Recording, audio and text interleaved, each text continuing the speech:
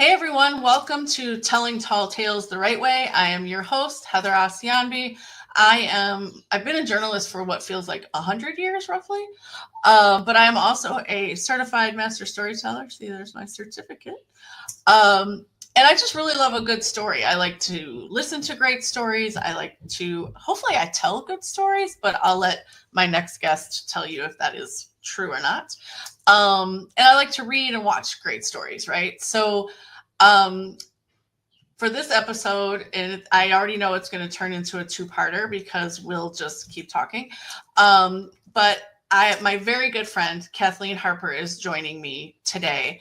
And the reason why I asked her to be part of this is because she also loves a really good story. And I didn't know that she had just finished watching the show that we're going to talk about until I was like, oh my God, I just finished watching the show. And she was like, we finished it last week. And then we couldn't stop shutting up about it. And then we kept texting about it even after like our phone conversation was over. So without further ado, I'm going to bring on the amazing Kathleen Harper. Oh, amazing. So thank you for being here with me. I appreciate you. Thank you. I'm loving it.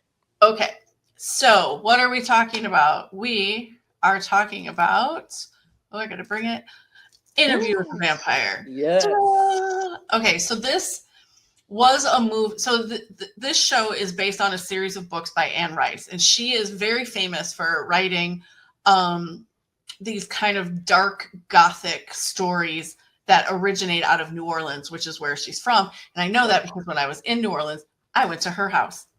Oh, I mean, you can't go in. Did not know. Like, be outside of it, right? It looks just like a very genteel Southern house. It doesn't look like anything creepy or anything weird. Oh, yeah. No, I would expect it to be like webs in the trees or something. I mean, anyway, no, that's, but anyway, Interview with a Vampire for people who might be like, wait, that's a show? I thought it was a movie. It was a movie from 1994 starring Tom Cruise and Brad Pitt. And I'm sorry, but it was terrible. It was terrible. It wasn't memorable. I mean, we can say that. Okay, not memorable. So what we're going to talk about today is the series that is airing on AMC. And the first two seasons have already aired, and the third season is upcoming. Now, I purposely, which it was really hard for me not to do it, I didn't go looking up, like, what is season 3 going to look like? Like, I did not give it a goog. Gasp. No, gasp. I wanted to give it a goog. I'm a spoiler slut, so I don't really care. Like, I'm going to read it. I'm fine. But I just was like, oh my God, what's going to happen? Anyway. I know. Okay, so Interview with a Vampire. Stars. I didn't even bother to look up their real names. Isn't that terrible? Oh gosh, Jacob's. It doesn't matter. Anyway, Louis' name is Jacob. I know that. Okay. Anyway, today we're going to focus. Well, we're going to focus on season 1, which primarily stars these two gentlemen. So the one with the blonde hair plays Lestat de ENCORE, who is a French man who comes to New Orleans. And then we have Louis de Pontelac, who is a Creole man living in New Orleans, and it opens in 1910. Well, that's not altogether true. It actually opens with this gentleman. Oh, you can't see my cursor when I do this, but this gentleman with the gray hair, his name is Daniel Malloy, and he is a reporter. And what we come to find out is that Daniel and Louis met and had they go back to 1973 when Daniel met Louis at a bar, and they spent an entire night together talking, and Daniel was interviewing him, hence Interview with a Vampire. Louis sends him the tapes and is like, I live in Dubai now. I think it's time we start revisiting this. And present day too. Correct. It's 2024 when this takes place. Now, you might be wondering, as I did, how, pray tell, does a vampire live in Dubai? Right. It's freaking hot and sunny all the time. Vampires burn in the sun. Exactly. That becomes apparent through some technology he's got with windows and stuff. It is really neither here nor there, right? But I did laugh. I was like, oh, that's brilliant. Right? Right. Okay. And then they have that But weird you fake can sun. get, That like, was interesting. the effect of daylight, right? Like, so Right. he has he reset her circadian rhythm so that he sleeps at night and is awake during the day, or no? No, I don't think so. I think it's honestly Yeah, you're right. all through that weird wannabe light thing. Yeah. Okay. Curtains. Yeah. All right. You're right. Okay. So, as we know, the elements of every great story include well-defined characters who have realistic, according to the world that we are in, a realistic growth arc. We have a world that is super well drawn and in which the characters all operate under the rules of the world, whatever that world is, right? Right. And then we have conflict and resolution. Now, as with any multi-character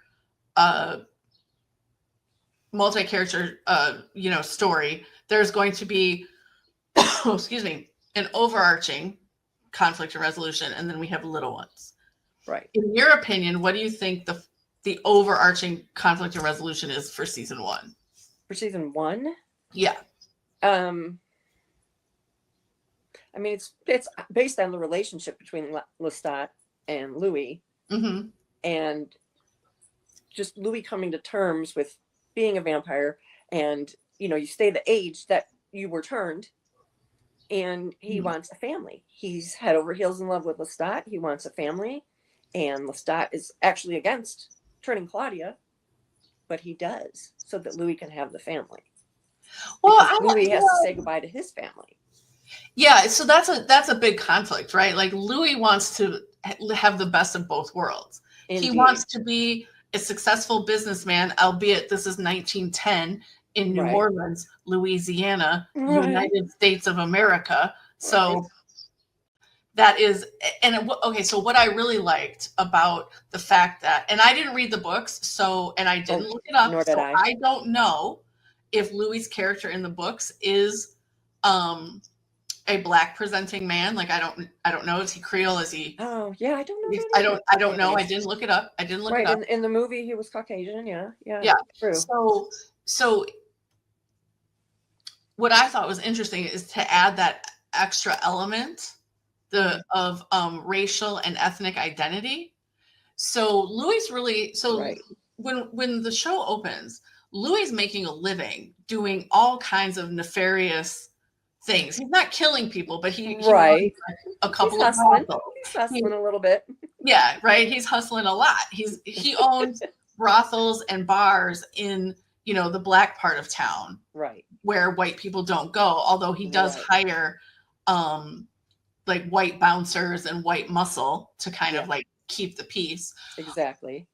But then when he gets turned, he meets Lestat. And he resists him for a little bit. Yeah. And then who can resist Lestat? He's right. So then he gets turned. And Louis thinks he can have the best of both worlds. He uses, so Lestat has money. He has money because he's like 150 years old at this time. Sure. Yeah. And Louis thinks he can have the best of all worlds, actually, not just both, but all worlds. He can be a successful businessman running a legitimate business in large part because he has a white male partner. Yes. Who can, be the liaison between Louis and like the governing structure of the city. Yeah. And he has I wouldn't call it respect of the white man, but as long as he makes the white man money, they'll let him kind of sort of perimeter of their circles. I mean, sort of. That comes later. Anyway, but then, and so he wants to be this successful businessman. He's running this legitimate club now, and instead of it being whites only, he's letting whoever wants to come in. Right. Well, within reason, right? But then he also wants to still be a part of his human family. Right. Now, that was a big thing. So a big thing happens, though. Big thing happens. At his sister's wedding, he and his brother Paul are very close. Now, Paul has, I want to say, probably autism. Yeah, he seems to be on the spectrum for sure. Yeah, because he focuses on like facts. He doesn't have really good interpersonal skills. He's Right.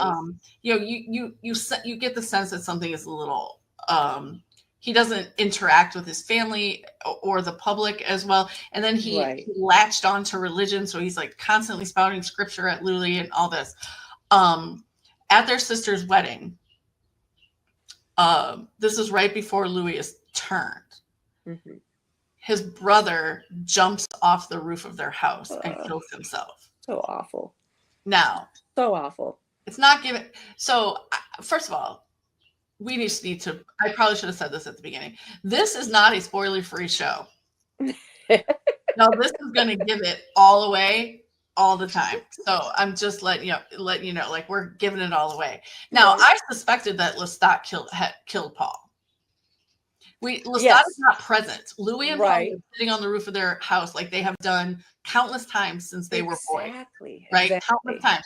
But Louis, they're talking, and it's a good conversation, and they're relating like brothers. Joy, there's whatever. It's his wedding day, for goodness sakes. Right. It's his sister. Their sister's wedding day. And Paul says, "I love you, Louis," and Louis is like, "Yeah, I love you too, Paul." And the next thing you know, Paul takes a swan dive off the roof, and I was like, I felt like. Now, did you feel like you knew it was going to happen though?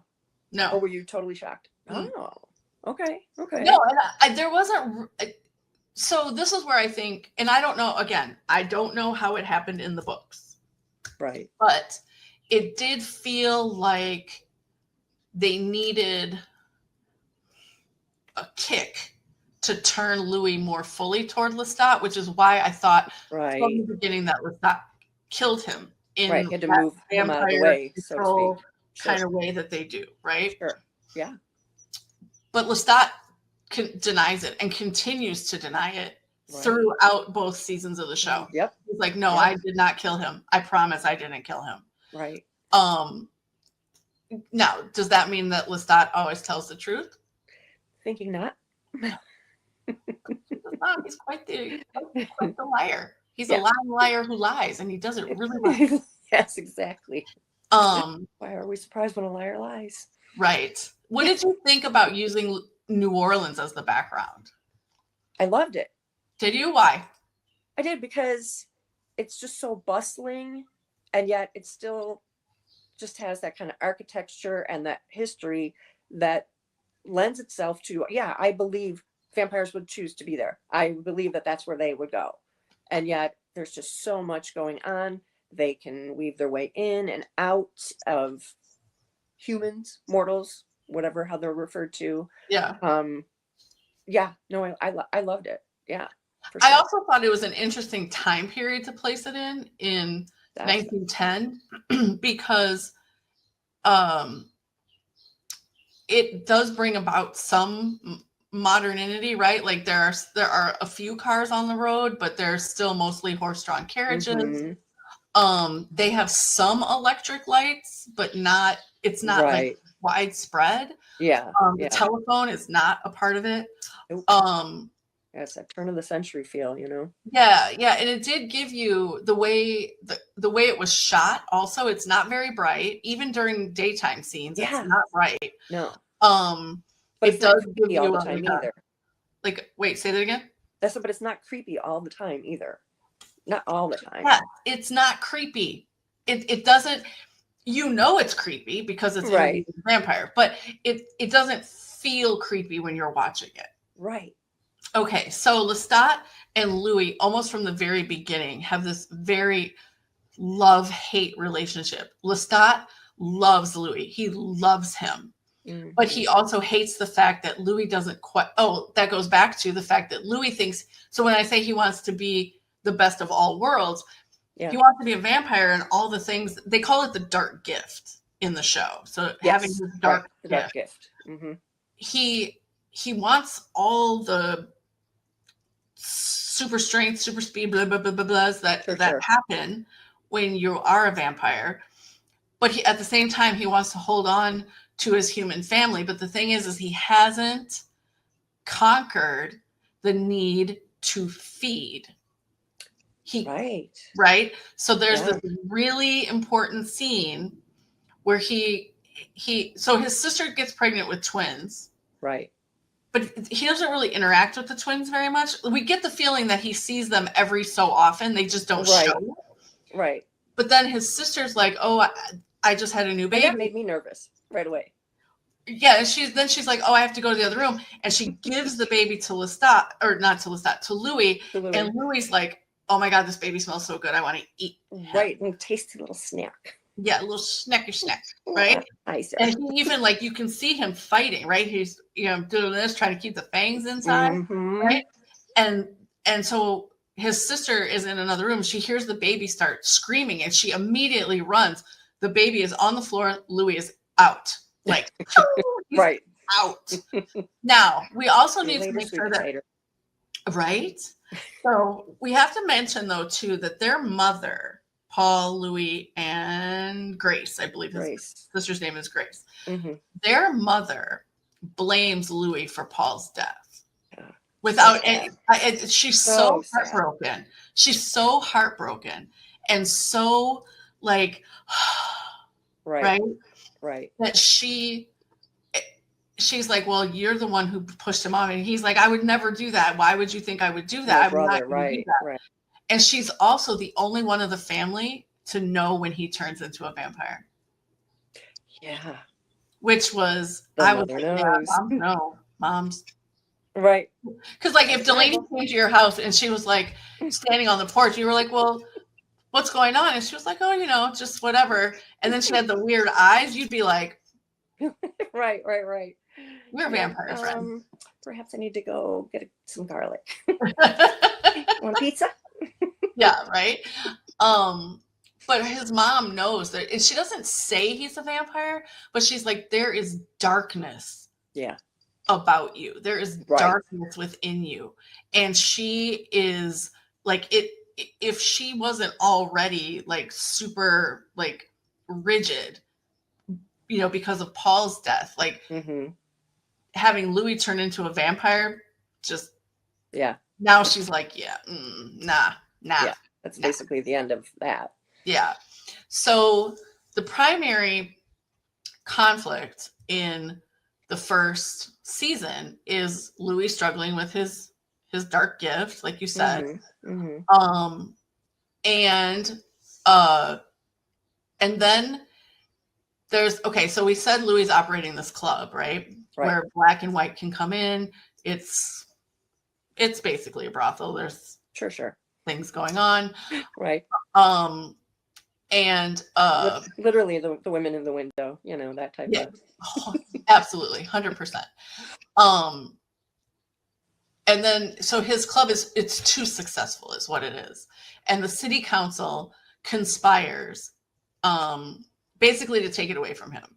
Like, oh, you don't have this permit, you don't have that license, so it's it's all like technicality nonsense that didn't matter previously. Right, which didn't matter previously, but the fact is now he's let black people in, and now it's a problem. Right. And it doesn't matter like how much money Lestat tries to use to like grease the wheels to let it go. They are determined to take the club from Louis and turn it in and get it back into white ownership. Yeah. And so he, not surprisingly, loses his stuff and attacks the man who is mostly responsible for it. Not only does he drain him of blood, but he chains him to the gates of the cathedral at Jackson Square, which if anybody, I should have got a picture of that. If anybody has not, almost everybody has seen the picture of New Orleans, where it's a beautiful white church, right? That's Jackson Square. I forget what the church is called. It doesn't matter. But chains him to it with a sign around his neck that says whites only. And white New Orleans loses their ever-loving mind and starts burning the black neighborhood. Right. They just go scorched earth. Boom. Scorched earth. They're killing, raping, pillaging, and burning. So during all this, while Louis is walking through and he's like, oh my God, what have I done? This is the result of me chaining dude to the gates. Now, can I just be clear? That dude deserved it. Oh, yes. And more, honestly. Yeah, I think he got off the feet. Right. Yeah, for sure. But But then Louis hears, "Help me, I don't want to die." Now, we need to Yeah. make sure that everybody understands too that vampires can hear people's thoughts Yeah. and they can communicate telepathically. Right. Okay? Which was fascinating. So Louis hears this young girl. He finds her. She is almost dead because she's had incredible smoke inhalation. She's burned from, the fires licking the flames like around her. Right. And he begs Lestat to turn her. Now, what is very interesting about the way they shot this, though, we don't hear Lestat mention the laws about being a vampire. Yeah. Not during not right away. Yep. No. Mm-hmm. Not right away. So you want to take it from this point? I do not. So Louis begs Lestat to turn Claudia. We find out Claudia is only like 14. Yeah, she's a kid. She's a child, and that is one of the laws, which will come into play later. Right. But at this point, we don't know. And Louis, the way that it's the screen, it's not a screenplay, a script. Let's call it a script. The way the script is written and the way it's shot is that we don't get all the pieces to Louis and Lestat's conversation and their fight about it, right? Because like, I'm not doing this. I'm not doing this. And Louis like, you have to. It's my fault that she's dying. And he's like, well, humans die all the time. Lestat's like, okay. Right. He's like, no, you have to turn her. He's like, she's a child. Yeah. Right? Now, this is where it becomes, I think, very interesting. When a child becomes a vampire, they are forever physically that age. Right. But their mind and their spirit gets older. Ages. Right. So, like, Louis will always be a 33-year-old man. Mm-hmm. But his world experience is infinite because, his maturity level, what he learns, his emotional intelligence, all of that continues to grow, which I thought was a really interesting commentary on humanity in general. Right. Just because I'm trying to think of how to say this without sounding like ridiculous, but because in our human experience, right, we usually experience that type of spiritual, mental, and emotional growth as we get older. Sure. Right? So as our bodies age, as they grow, as our mind shifts and changes, right? But with a vampire, you're basically like freezing. Mm-hmm. Face frozen, like everything is the way it will always be. Right. You could put on the clothes of the time period, but you're still going to look 14, like in Claudia's case, right? Right. But she continues to grow and evolve as a personality, and despite the vampirism, which is in direct conflict with her outward appearance, which is, why Lestat's like, no, I'm not, no. Right. We're not doing it. But Right. Louis begs him, he gives in, and Claudia becomes a vampire. So I have a picture of Claudia. Well, there's two Claudias. Okay, so which flipped me out at first. It did flip me out. So the one on the right with the crown is the Claudia from season 1. Yes. And then they got a new actress to play Claudia. So she's the one with the bows in her hair. She's season 2. I just want to make this plain. Now, during all of this, we're going back and forth with Louis and Daniel's conversations. During Louis and Daniel's conversations, we're also learning more about what happened in 1973 and more about what happened in Louis's life before they met in 1973. Yeah, it's a very complex story. It is. It's not easily boiled down. No. It's not confusing. It's just busy, maybe? I think busy's good, but I never felt overwhelmed by it. No. Like it wasn't that thing where it's just like, oh my God, this is one more thing I have to keep track of, right? Right. No. I never felt like that. I didn't. I agree. I didn't.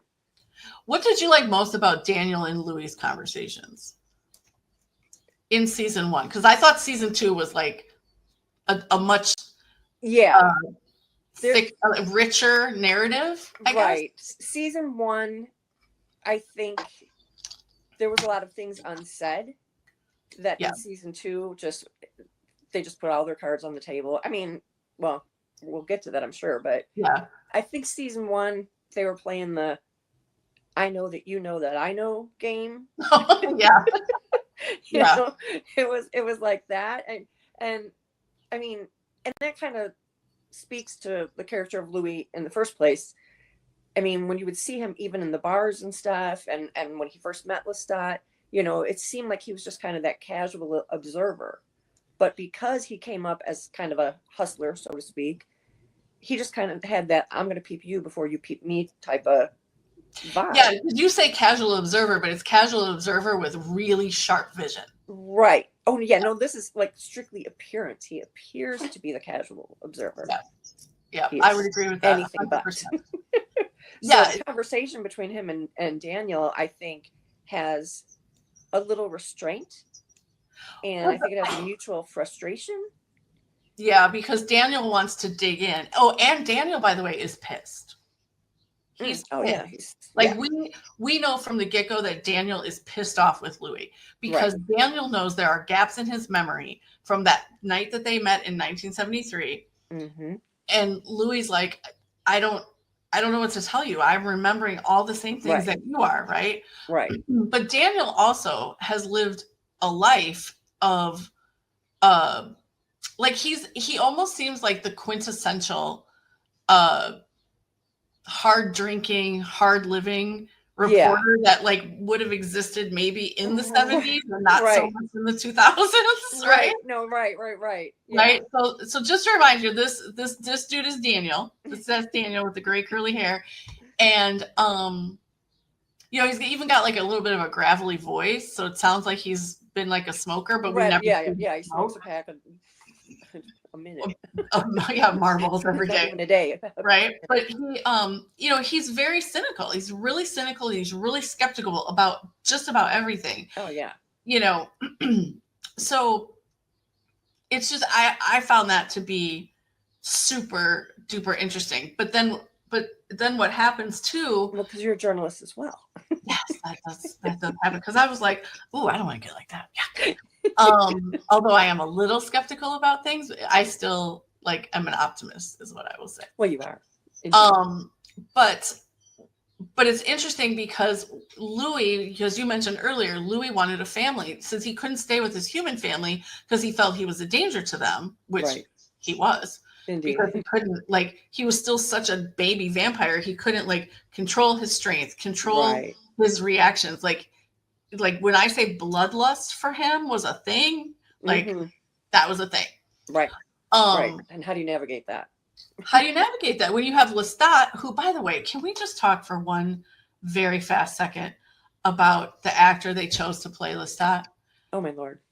Okay, those cheekbones can cut glass. Right? And his jawline's like, I have a jawline. Yeah. No, he is perfect. And you know, elegant. Note to the actor that plays him, if this man does not walk around in turn of the century garb in the real world, I'll be very disappointed. Like if I saw him in, you know, like a Nike t-shirt and some basketball shorts, I'd be like, oh no, you are. No, I'm sorry, sir. You must change. But okay, so we have to. Okay, we're almost at the end of time for the first. Okay, so we're going to do a second episode. But anyway, you bet. All right. So everyone, thank you for joining us for this conversation about Interview with a Vampire. We will be back next week for the second part. Kathleen will be here because I couldn't do this one without her because we were very excited about it. I was texting her, true story, texting her while I'm watching the last 2 episodes, and I'm like, oh my God. And I'm just making like observations about something that happened or something that a character said.